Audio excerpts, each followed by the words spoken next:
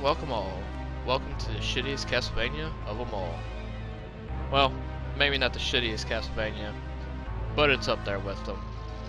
Hello boys and girls, this is Nyap, aka Not Your Average Person, and today I give you Castlevania 64.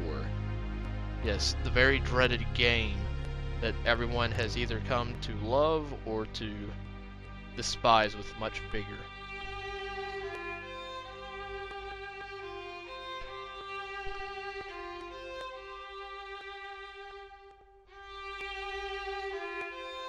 That is some epic violin playing there. If you don't recognize the theme, that is actually from, I want to say it's Bloodlines from Dracula X, or as the Japanese would like to call it, Rondo of Blood. Anyhow, let's get started. We're going to start on normal, and seeing as it's only Castlevania 64, you don't get 4 different characters, you only get 2. And unlike being everyone else, using Carrie with her projectiles, we're gonna go with Reinhardt. Transylvania, in the mid-19th century, the province of Wallachia. In this time of peace and plenty, no one foresees the return of ancient horrors. But the old legends live, and soon the land will again be plunged into darkness. The people have returned to the path of wickedness, and the bonds that seal their evil ruler's spirit are weakening. Reinhard Schneider, heir to the ancient Belmont clan of vampire hunters. His blood dooms him to oppose the might of Count Dracula.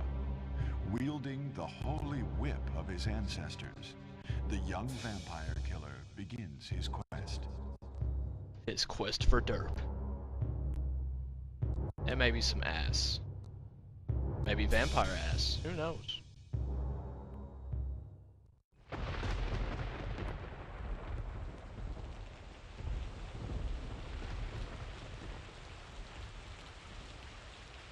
Courage. Don't leave me. Oh, it better not fucking leave you. We don't want our main hero pissing his pants.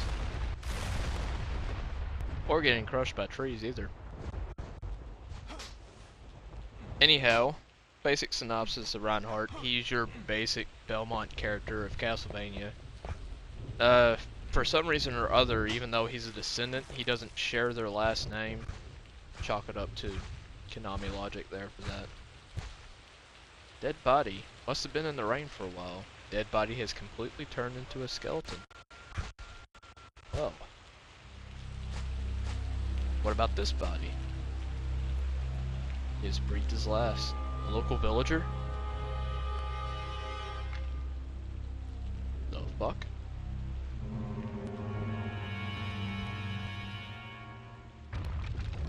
Oh, okay, you're having fucking seizures. Alright, maybe I should go get a doctor. Oh, wait. I'm in the middle of a forest. With skeletons popping out of the ground. Skeletons that oddly look the same. Fucking clones.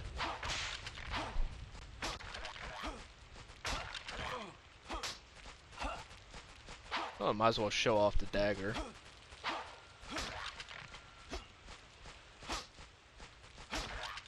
This is basically Castlevania 64's version of a bitch slap. Fucking crawler.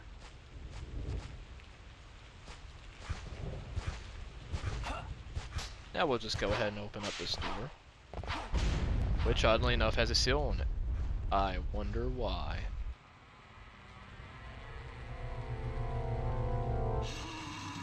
A bigger clone skeleton.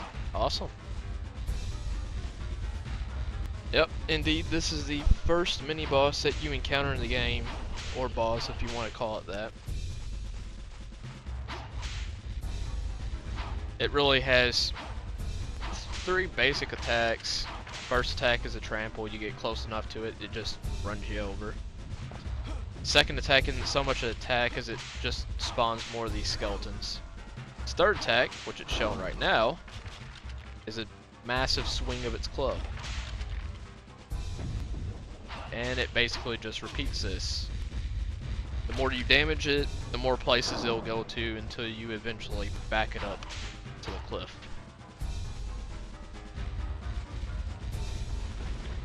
Now to talk about some of the drops in this game. Most of the drops from these enemies are random. You'll either get gold, a sub-weapon, be it a knife, an axe, a cross, or holy water. And every now and then you'll get something different, like a power-up for your main weapon, aka Reinhardt's whip, which is just shown right there. And we get an axe, so we're doing pretty good so far.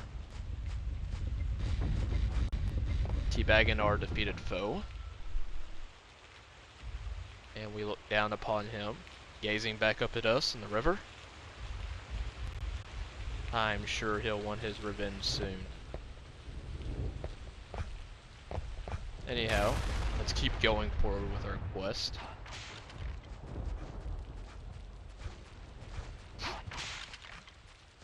I realize a lot of people like playing with carry just because the game itself is already pretty fucking cheap with its physics and mechanics, and carry just kind of lightens the load, but there's something satisfying whenever you crack that whip into a skeleton's chest.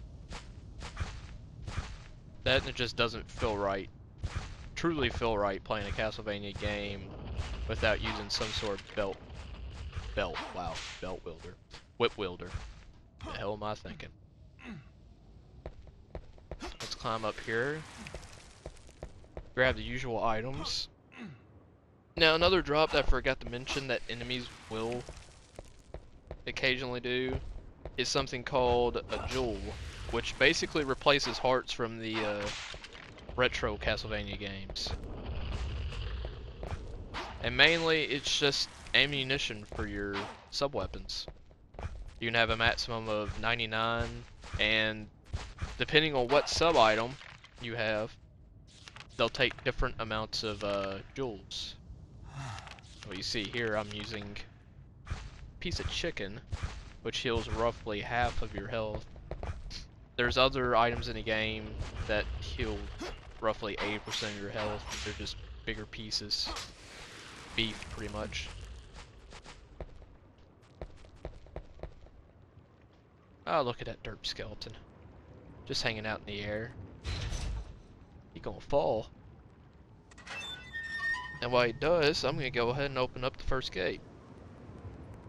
I'm sure nothing suspicious will happen at all. Oh, look at that! Something did happen.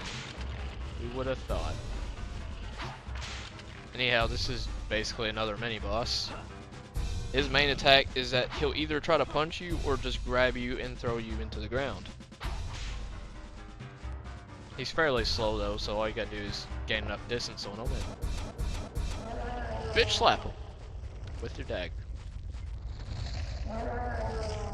He also has the bitchiest dying animation of just about any character in this game.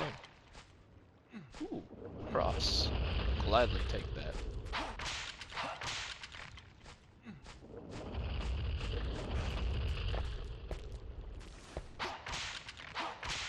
Fuck yeah. Now these are a nice new little enemy that we just got. Basically, they're just, in case you didn't hear that, skeletons with bombs in either their chest or their head. Who knows? Graphics suck anyway, so I'm not about to sit here and find out. Anyhow, they'll run up until they pretty much touch you and blow up, or their fuse runs out. Now what you saw there was a white crystal. It's basically just a save spot. There's plenty of those in the game. And coming up here is a nice little trick that'll skip quite a good bit of the level. Basically what I did there was slide off of a cliff, which didn't activate my jump, but instead it's supposed to trick the game into thinking that I actually landed. So it prepared another jump for me, and while I was falling down, I just went ahead and went on my merry way, jumped again. That way I didn't take so much falling damage whenever I got down there. And that skipped quite a bit of the level. Normally that place is inaccessible because the falling damage will just outright kill you.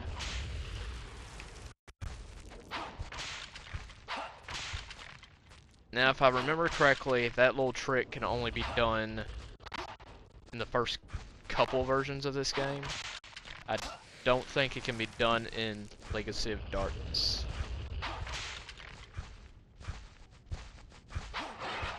Now we have our next enemy, a werewolf. Very quick, although just a tad weak. And a bit dumb too. Also, he can apparently go straight through my whip. And crosses. Oh, there he goes. And he just burns up and dies. Fun shit.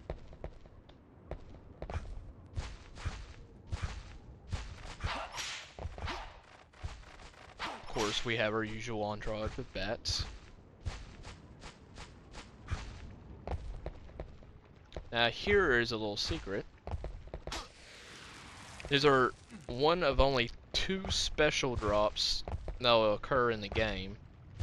And basically, they go towards your end game. Can't really use them at any point until the credits have rolled. And then they just pop up and say, oh, by the way, you've unlocked some shit. Mainly just costumes in a hard mode and whatnot. So what we did there was open up another gate. And that should be the last gate of the level. And we're just gonna say fuck you to that blue skeleton as he blows up.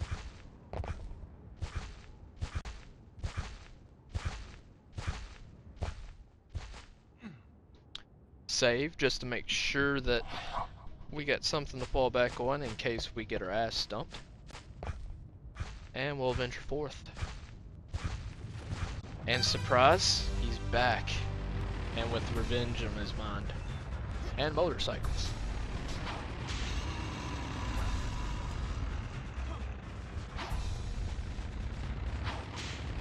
I suppose the main tactic here is just to get rid of the motorcycles first, since they can be quite annoying.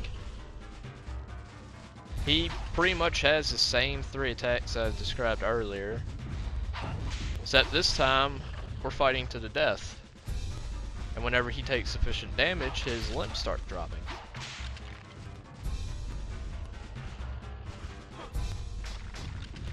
Damn, that cross is good. This fight is made a lot easier if you can manage to get the power-ups for your weapon. Which the maximum is, I suppose it'd be a level 3. But you can easily tell by the after image that comes off of your whip. If it's a deep blood red like that, you know you're at max power. And as you can see, this fucker's dead. Tore him bit by bit. And now on to the next level. First we'll have a nice little cinematic worthy of early Nintendo 64 era graphics. Just a simple drawbridge coming down.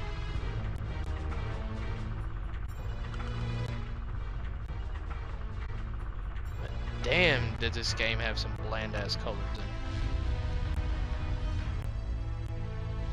Oh look, drawbridge is down. I suppose I'm gonna walk forward with my pointy ass feet. Don't even need to use the fucking whip. Fucking drop kick, guys. Be a pain in the ass to get your legs out, but it'll work.